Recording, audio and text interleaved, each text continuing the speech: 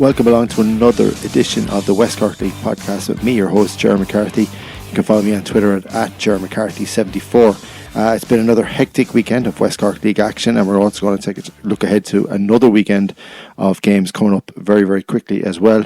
I'll shortly be joined by my usual partner in crime, that's the West Cork League PRO Mike Hellen. But before that, I had the pleasure of covering an Brien Water Services Championship game at the weekend for the Southern Star newspaper, and you can read a match report from Spartak Mossgrove and Castlelack's 1-1 draw this past Sunday in this week's edition.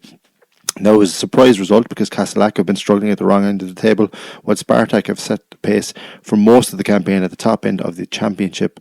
But it was Castlelack who opened the scoring, Kevin Finn with a header, and things were looking good for the visitors until an unfortunate and bizarre own goal, a defender heading it from nearly 25 yards all the way back over his goalkeeper and into the net to make it 1-1. But there was no further goals on a day when the weather was pretty awful. The pitch in Bandon just about held up despite the bad weather. Very, very good game between two very, very good teams, and credit to Castlelack, they defended manfully throughout the 90 minutes, and Spartak couldn't find a way past, and in the end they had to settle for a share of the points. Now what that means is it's 2 points dropped as far as Spartak are concerned, because the league of course splits now with the top 6 teams going off to play each other, but they retain their points from the opening half of the season. So Mizzen AFC, it's a real benefit for them because they have a game in hand and they could yet level or draw level with Spartak before the second half of the season begins. Castlelack obviously will be turning their attention to the Division 2, which is for the 6 teams that finish in the bottom half of the championship, and considering how well they played and against one of the best teams in the division, they'd certainly be looking forward to that now with renewed optimism. After the game, I got an opportunity to talk to both player managers. First, you're going to hear from Castlelack's Chris O'Donoghue about the point gained away from home, and then you're going to hear from Spartak's Daniel Toomey. So first up here is Castlelack's Chris O'Donoghue. Okay, Chris, Castlelack held Spartak Mossgrove to a 1-1 draw at the weekend, and deservedly so. That performance, whatever about the result, must give you a lot of hope going into the second half of the season. Yeah, massive hope. Once we were 11 together, we're strong enough, but we have the 11, 12-ish, and after that we're in a bit of trouble with numbers, like if we're missing a few. But other than that, I'd fancy us against most teams, and we have everyone's out to be honest, but you played really well against one of the best teams, if not the best team in the division, and might have snatched it there at the end. Sorry, what you said then? Sorry, Joe? You played really well against one of the best teams in the league, if not the best team, and you could have snatched it there at the end. Yeah, it's a disaster not coming away with 3 points, especially when there was an own goal they got. But as much as we had the better chances, we were hanging on a bit as well, defending well. But again, the 3 points would have been nice and deserved, in my part, from what I've seen. Yeah, because the conditions are pretty bad and you're up against one of the best teams, and they didn't get off to the best start. You scored, and then as you said, it's just an unfortunate own goal let them back into it. But the second half of the season now, Chris, means Castlelack are going to be playing teams of a similar level of talent and similar level of performance. So like Drina B and a few others that probably be in the bottom 6. What are you looking forward to the most? Yeah, I'm hoping once we can get a consistent 11 on the pitch, so I'll be happy. I think we'd have a very, very good chance of having to go off the Division 2 league if we can keep that 11 on the pitch. Yeah, because there's a huge amount of work being done off the pitch in Castlelack at the moment, a new home, new ground and all that being developed, so it's good times. Yeah, there's a lot of things on the horizon, and hopefully we'll be in the new pitch by next season. It'd be nice to have to win the league or something like that with the men's team. It would indeed. And look, you've played nearly every team in the division at this stage. Of the top 4 or 5, who do you think is going to be in the hunt for the title this year and eventually win it out?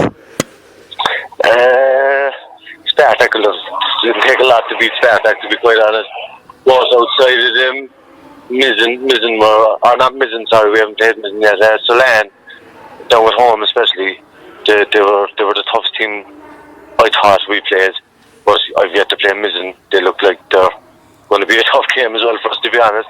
And I have a bit of loyalty towards Riverside as well, like they were unlucky against us and we were unlucky against them, kind of both back and forth, but they're good enough as well to go on a run out to that.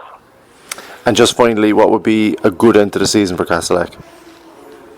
To win the Division 2 now at this moment, and hopefully get a bit of luck and they'll be Miss Cup and have some bit of a run or something in it. Dan, Look, a 1-1 draw with Castlelack. I know Spartak Mossgrove had already qualified for the top 6 of the championship, but it's 2 points dropped at home. A frustrating afternoon? Yeah, very frustrating, to be honest.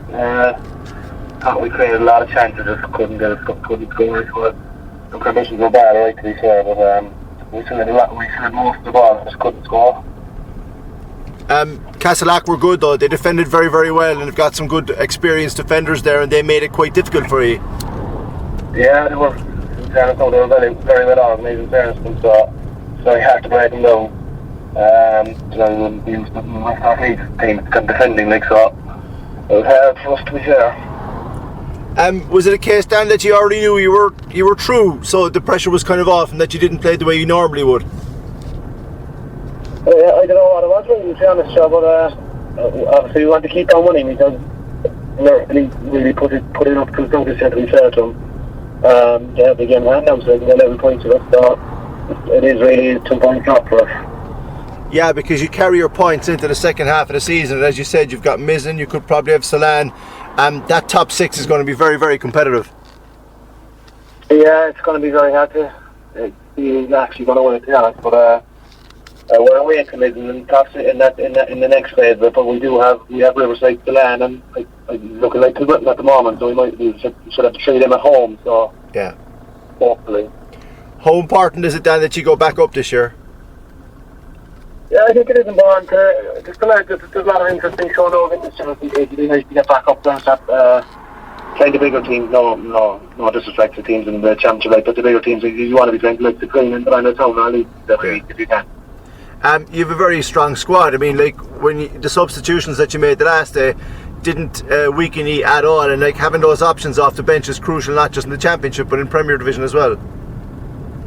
Oh yeah, big thing. Yeah, it's going down if you return from injury, then obviously it moves down on the field, and stuff are still going well. So like we are still missing players. So if we had everyone, we could have gone to 25 people maybe, but everybody is needed, to be fair. Yeah, and that's the thing, you need that big squad, as you said. And just finally, if you don't win it yourselves, I mean, obviously Mizzen are going to be thereabouts, but outside Mizzen, is there anyone else that you've seen this season and you reckon could be a real dark horse in the next couple of weeks of the championship? I missed the Salan game now with the when they went away to Salan, so it could be a dark horse being able to go up, really. Yes, that was Castlelack player manager Chris O'Donoghue and Spartak Mossgrove player manager Daniel Toomey after last Sunday's 1-1 draw in the O'Brien Water Services Championship, and you can read a full match report of that game in this week's Southern Star. 2 points dropped obviously for the league leaders, as we talked about and as the two lads talked about there, but a very, very good game despite the bad weather conditions, and we might come back to haunt Spartak before the end of the season, we don't know. Delighted now to be joined by my usual partner in crime, the West Cork League PRO, Mike Hellen. Mike, how are you? Hey, Ger, how are things? Things are really good. Just spoke about the 1-1 draw there between Spartak and Castlelack. A bit of a surprise result on the Sunday. But the previous Friday, the 22nd of November, Mizzen AFC maintained their title challenge. Yeah, with a very comprehensive win over the Mizzen on a Friday night, 5-0 to Mizzen. Goals from Power Greedy, Shane O'Sullivan, Daniel O'Driscoll, and the big signing again for Mizzen is Ger Hellen, coming from Bunratty, so he's a huge addition to Mizzen, and he'll sure add to the power of Mizzen going for the championship title this year. But a big win for Mizzen, and look, they're confident, they're ready to go, and they're ready to go for the title, so big win for them. Yes, a big win for them at home as well. And as Daniel Toomey was saying there earlier on, it's 2 points dropped whichever way Spartak look at it. They didn't play particularly well on the day itself, and because the teams are carrying their points into the second half of the season, that could be a very significant result from Sunday. Yeah, of course, yeah, and we'll talk about Riverside later on. They dropped points as well, so it was a brilliant weekend for the Mizzen. But I think we said last week there, that Castlelack was going to be a tough fixture, a banana skin for Spartak, and it proved to be. But yeah, look, it's 2 points dropped for Spartak, and it gives Mizzen and could give a lot more teams like Baltimore and Riverside a little bit more hope now to catch them. So look, fantastic for the likes of Mizen. Spartak still in the driving seat, but yeah, it was a tough game for them against Castlelack, and it proved to be. Indeed it did, and you're right there to talk about those other clubs, the chasing pack that's now starting to tighten up at the top of that table. And Riverside Athletic, that you mentioned there, themselves and Drina Rangers B played out an 8-goal classic in Carberry Park last Sunday. Yeah, a super game in Riverside by all accounts. Billy O'Brien with 2, Jake Draper and Darren Cullen scoring for Riverside Athletic, and we had Danny Hayes getting a hat-trick for Drina Rangers B, and Liam O'Brien getting on the score sheet also. But by all accounts, Drina B were very unlucky not to get the 3 points. Riverside stuck at it, and they eventually got the equaliser. And you know that shows very good character there for both teams, but especially for Riverside if they're continuing to push for the title and for promotion. So look, they probably fancied themselves against the Drina B team at home. But as you said, like Drina B, they're tough lads from Drina, no matter what grade they're in. But it was points dropped for Riverside, but they were very lucky to get the point at the end. Yeah, late equaliser there, actually earning them the point, so scraping the point out of it when they mightn't come away with anything, and that could be a crucial point come the end of the season.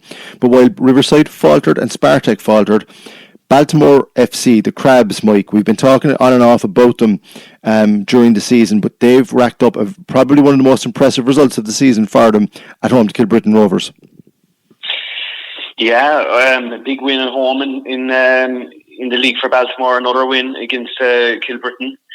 Michael McCarthy, Kieran Lynch, Shawnee Donovan and Dan McCone hitting the net again. Shawnee Donovan and Dan McCone seem to be regular goal scorers at the moment, and I was talking to Baltimore's manager during the week there, Shawnee McCarthy, and he's delighted over there at the moment. He's getting the big key players are turning up now, and they have a very strong squad. I see next player, ex-captain for them as well, Sean O'Donovan, is after returning for Baltimore as well. So look, he's good experience behind him as well. So look, they're going to make the top 6 by the looks of it, and they'll be a very, very tough team for the likes of the Mizen and for the likes of Spartak that are going for a title. They'll be a tough team and wouldn't write off Baltimore yet in this championship.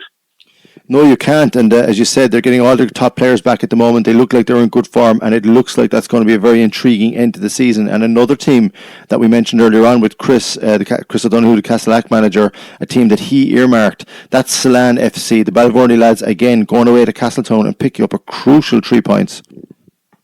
Yeah, and Slan are just tipping away, aren't they? Nice and handy, no one really talking about them.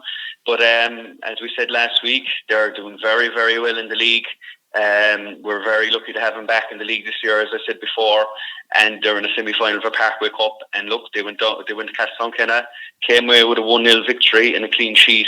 And Kevin O'Donoghue on the score sheet, and that's a serious point away. And we keep talking about how good this championship is with the top tier and the bottom tier, and this just shows like we've got a Spartak, Riverside, Slan, Baltimore, Kilbrittain. They're all fighting it out, and there's nothing between them. So Slan won't be any pushovers, just like Baltimore. So it's going to be a classic at the end of the season.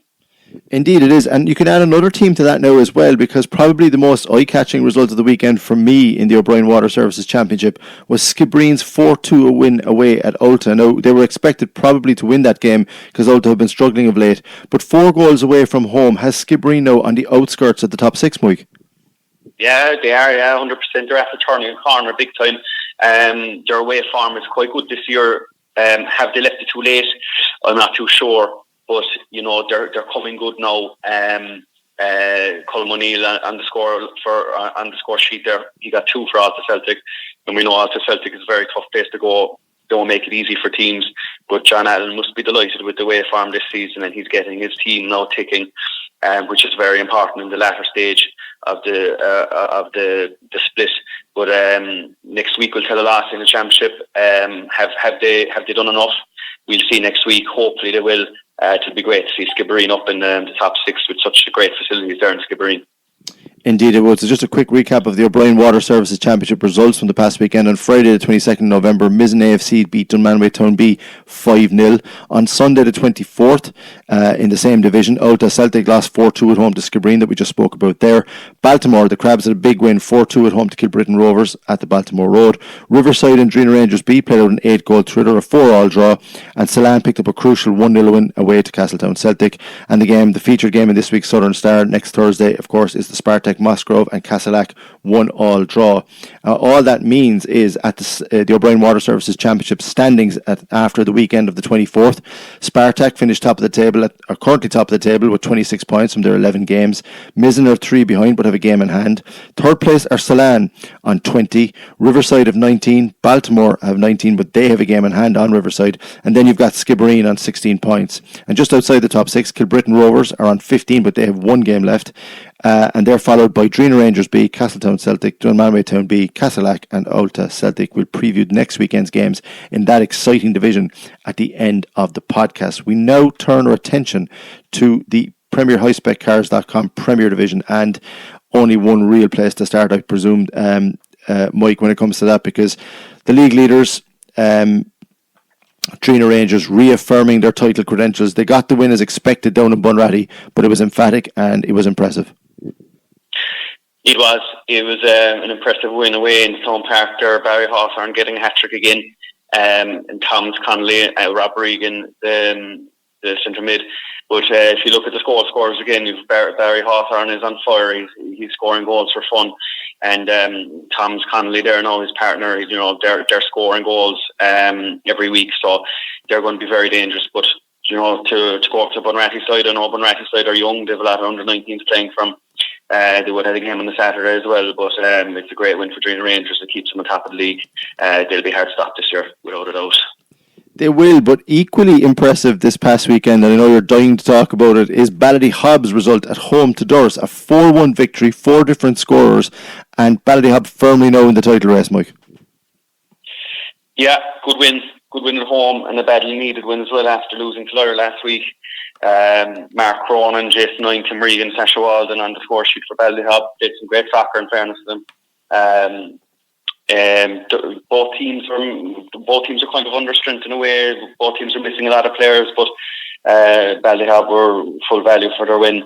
That the loss there now for Doris kind of puts Doris in a small bit of trouble, but I'm sure when Ty gets his full squad players, he'll pick up points in the coming weeks. But it was a good result for Ballyhobb and a good 3 points.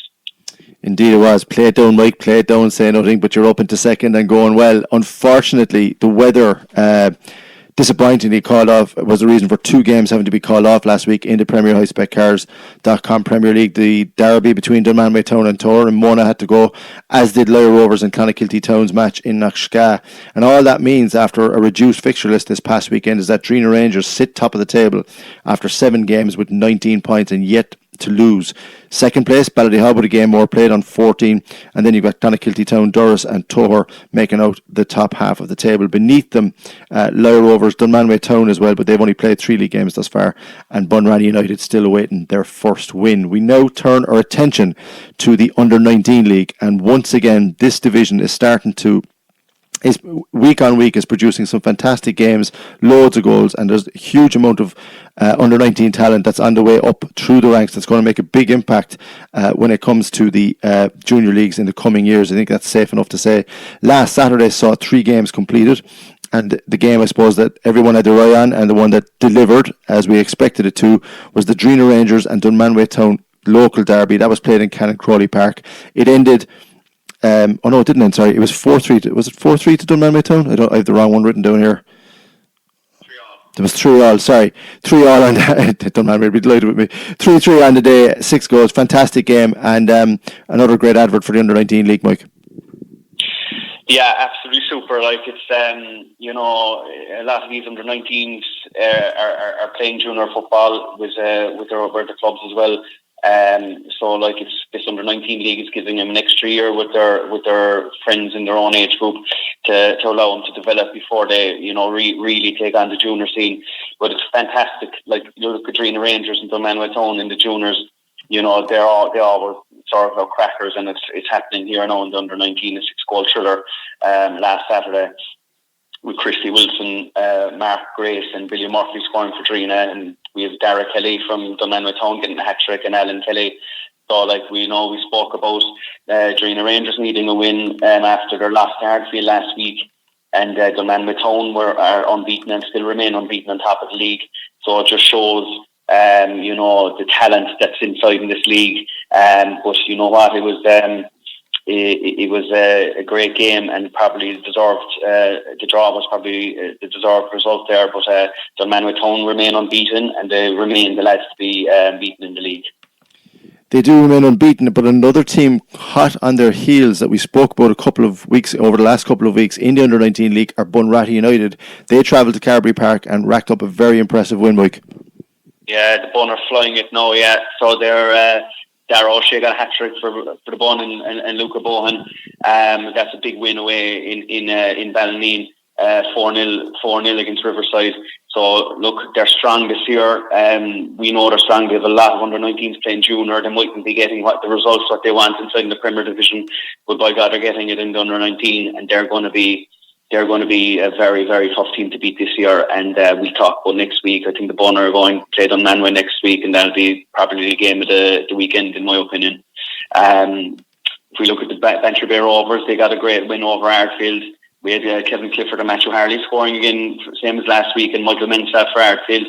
So that was a big win at home. That's the second win at home now for Bay Rovers. So they're after getting off the mark, and there's nothing between any of these teams. There's only a couple of points between them, with Dunmanway Town on top. So it's a brilliant league. We talk about the excitement we have in the championship. I can guarantee you this under-19 team or under-19 league could be the best league of the season, the way it's going. Indeed, it could, and after we're hitting the halfway point of that league already. Dunmanway Town, as you mentioned, undefeated, but have played 4 times. They've got 10 points at the top of the table. They're closely followed by Drina Rangers, Bunratty United and Tor Celtic, 3 teams just 3 points behind them, and then a clutch of clubs on 6 points, Ardfield, Riverside and Bay Rovers, and a young Castlelack team still to find their feet, but they have the second half of the season hopefully to look forward to in that particular league.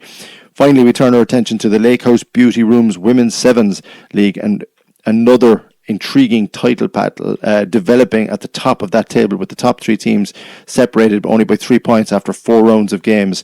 The league leaders have yet to drop a point, the Cannon Crawley Park Club Junior Rangers AFC, but they were pushed all the way by Beara Women's last Sunday. They were, yeah. We expected a close game there, Jordan. We got it 2-1 winners for Drina.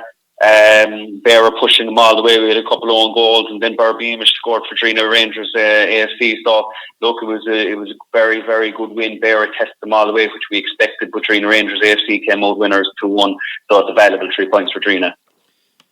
Yeah, indeed it was. And along with that, the defending champions, Inter Kinmare. Now, we've spoken about them quite a lot over the last couple of weeks since the league started. They needed a signature victory. They needed a victory just to kickstart their season, because they are trailing Drina AFC at the top of the table, but they put in a stunning performance against Ulta last Sunday. Yeah, Inter Kinmare women's, they're really keeping the tabs on Drina AFC. They're not going to let them run away with anything, and there's a massive win against Ulta Celtic. 7-1, Susan Gain, Amy Reardon, Emma Sullivan, Crystal Campbell with 2, and Sarah Taylor with 2. So yeah, look, Inter Kinmare wants their title back. Drina Rangers AFC have other ideas, so it's going to be intriguing to see what happens between these 2 teams. Indeed it is, and another team that can't necessarily just be ruled out just yet, sitting third in the table at the moment as I look at it here, are the second Drina team, the Drina women's team, and over the weekend as well, they maintained their good start. Yeah, good win against Beara Women's FC, 4-0. So yeah, the 2 Drina teams are very strong. There's not much between them, but as we always talk about Drina, there's something in the water over in Drina, George. There's, no matter what they're bringing through, they're scoring goals and they're winning games. So whatever Don Hardy and the lads are doing over there, we need to know what they're at over in Ballyhob, because it's serious going over there. But the 2 women's teams are doing fantastic over there, and it's a great advertisement for women's soccer. As I said there last week as well, we need more teams inside our competing with the women's, and same with Bear. Soccer's very strong on a Bear with the Bear teams and into Kenmare. So looks a fantastic start for the women's leagues. The Drina teams and the Bear and the Kenmare teams, they're showing what it's all about at the moment. So it looks very exciting. Indeed it does. So a quick check of the table as well, the Lake Coast Beauty Room Women's Sevens League table after the weekend of the 24th of November. Drina AFC, as we said, on top of the table, 4 wins from their 4 games. Second place, the defending champions Inter Kenmare on 10. Then you have Drina Women's on 9, and then Beara on 7, and the rest of the teams, Bantry Bay Rovers, Beara Women's, Dunmanway Town and Ulta, rounding off the table. Now, next week, we've talked about this past weekend, we've gone through all the various matches, but before we talk about the upcoming fixture list for this coming weekend, Mike, there may yet be a change, as you've got news this evening that one of the big games that we were looking forward to may not now be going ahead in the Premier HighSpecCars.com Premier League. Yeah, so down on the fixture list we have Dunmanway versus Drina Rangers, and that may change. We haven't anything in concrete yet, but Rathkeil have a weekend off in Limerick, and as we know, the Rathkeil game, the Dunmanway game was called off due to a bereavement in Rathkeil 2 weeks ago, so that game needs to be played. So we might have Dunmanway Town going up to play Rathkeil in the Keane Jewellers competition on Sunday. So look, there's nothing in concrete there yet, and when we know what's going on, it'll be up in our social media and Twitter and Facebook, so everyone will know. When we know, we'll have it advertised in social media. Indeed, you will. Always the best place to look across the social media platforms, on Twitter at West Cork League, on Facebook.com, just look for West Cork League, and also on the westcorkleague.com website every day, and also in the local press in Wednesdays in the Echo and Thursday in the Southern Star. If that game doesn't go ahead, then Drina Rangers will not be in action this weekend, but one game that is scheduled to go ahead involves Lyre Rovers and Bunratty United. Now, a win for Lyre, Mike, would take them to 10 points and up into joint 4th place, so it's important for them that they take advantage of a Bunratty team that are struggling for form. Yeah, and the Lyre are on six games played, so if they did pick up 3 points, it would put the likes of Doris under a good bit of pressure, and for Celtic as well. So a win for Lyre will really, apply pressure on 2 teams above them, and it'll give them a small bit of breathing ground. But look, you'd have to fancy Lyre against Bunratty at the weekend. They're doing great work up in Lyre. They had a good win away in the Premier Cup 2 weeks ago. Unfortunately, the pitch was rained off last week into Clontown, but they'll be ready to go for Bunratty, and it'll be very interesting if they get 3 points there. Now it's going to make a lot of teams worry. That 7th spot there. There's no team will want to finish 7th in the Premier Division, because we all see what's happening down in the Championship. So number 7 will play number 3 in the Championship, so no team wants to be down there. So look, it's a big weekend for Lyre, as you said. If they get the 3 points, it'll could bring them up to 4th spot. So it's a big game for them. Yes, indeed it is. And you mentioned Clonakilty Town there. They're not in league action next weekend, but they are in the quarter-finals of the Parkway Hotel Maybury Coaches Cup. But what a game this is in prospect. One of the most informed teams in the region, Mizzen AFC, hosting Clonakilty Town in the quarter-finals on Sunday. That should be a cracker, Mike. Yeah, that'll be a brilliant game. And we all know that John Mousey, he loves travelling over to the Mizzen. He told me that already. He loves going over there. So it'll be a good game. Mizzen are on form, and Clonakilty Town are on form as well. So it's the making of a great game. Could be a game of the weekend. What way will it go? Who knows? Like, Mizzen are on fire, and so are Clonakilty. So it'll be a brilliant game. So yeah, that'll be just Clontown win that. They're progressing in the cups and in the league, so it'll be a great start it'll be a great result for Mizzen or Clan, because they're doing so well in the league. Indeed they are. There's also 2 Championship Cup preliminary round ties this weekend. Ceylon FC will be expected to beat Drina B, although it should be a tight game in Cannon Crawley Park, and Spartak Mossgrove will be anxious to get back to winning ways when they travel to Mona to take on Dunmanway Town B. We're going to move on, Mike, quickly to the O'Brien Water Services Championship, because there are 2 fixtures there as well, and they have significance for the teams involved.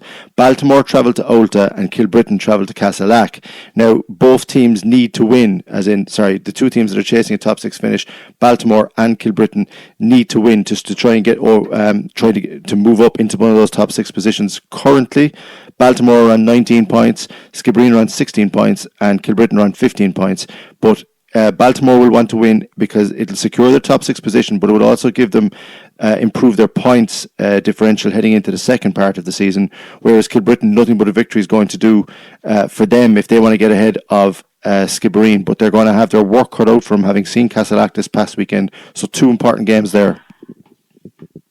Yeah, 2 massive games there. Baltimore versus Ulster. We'd expect Baltimore to come through their seeding. They've got super players after turning up for Baltimore in the last couple of weeks, and they're picking up points. Kilbrittain, as you said, they're going to have a tough task against Castlelack, especially after their draw against Spartak. So look, it's an intriguing contest. If Baltimore win, look, they're there. They're going to be very tough for any top 16. But yeah, it's going to be very interesting to see how Kilbrittain gets on against Castlelack. We all know John Allen, Skibbereen boys, we hope in Castlelack will do them a favour. But yeah, let's see how it goes. It's going to be interesting. It'll be, for Kilbrittain not to make the top 6 after such a great start, it'd be very hard for them to take. So let's see how they get on. Yes, indeed. Let's see those results will have a big significance on the table, as we said, and for the second half of the season as well when the championship splits. There is 1 game in the Under-19 League, but what a game. It's 2 teams with unbeaten records. Third place Bunratty United host leaders Dunmanway Town in Schull on Saturday. A win for if Bunratty can inflict the first defeat in Dunmanway, they'll join them at the top of the table. But if Dunmanway can keep maintain their unbeaten run going, they can stretch their lead at the top of the table, Mike. Yeah, what a cracker this will be. 2 very, very strong Under-19 teams going at it in the town park. Bunratty will fancy themselves against these guys, especially at home. If it was over Dunmanway, I might be saying different, but I really fancy Bunratty at home this weekend against Dunmanway. Now, saying that if Dunmanway do go over to town park and they beat Bunratty, they're going to extend their lead, and there's going to be a bit of a gap there, and but they will earn it against Bunratty. Indeed they will. And just the final set of fixtures that we're going to look at ahead of another action-packed weekend, and of course it's to the Lake House Beauty Rooms Women's Sevens League, and 3 games down for a decision this weekend. Beara Women's hosting Dunmanway Town Women's, Drina Women's taking on Bantry Bay Rovers, and Beara AFC taking on Ulta Celtic. So the 2 league leaders are the 2 teams that are up near the top of the table, Drina and Inter Kinmare, not in action, but everyone else now with a chance to close the gap, Mike. Yeah, to do, yeah. And if you look at Bantry Bay Rovers now, will play Drina FC. So Bantry didn't have a game this weekend, but look, they'll be raring to go. So I think that's going to be a great game. Bantry want to get another 3 points on the board, so it's going to be a very tough game there for Drina Women's FC. Dunmanway Town Women against Beara FC. That's going to be another very, very tight game. As we spoke about already, the Beara women's team are going very well, so they're going to be hard to stop, but I think the Dunmanway women's will definitely put it up to them. And Celtic with a heavy defeat against Inter Kinmare, it's going to be hard to see them come doing anything with Beara FC women's. Beara FC women's are doing well, so look, let's hope Ulster will put up a game against them. But as we said, the Drina and the Beara teams they're very strong this year.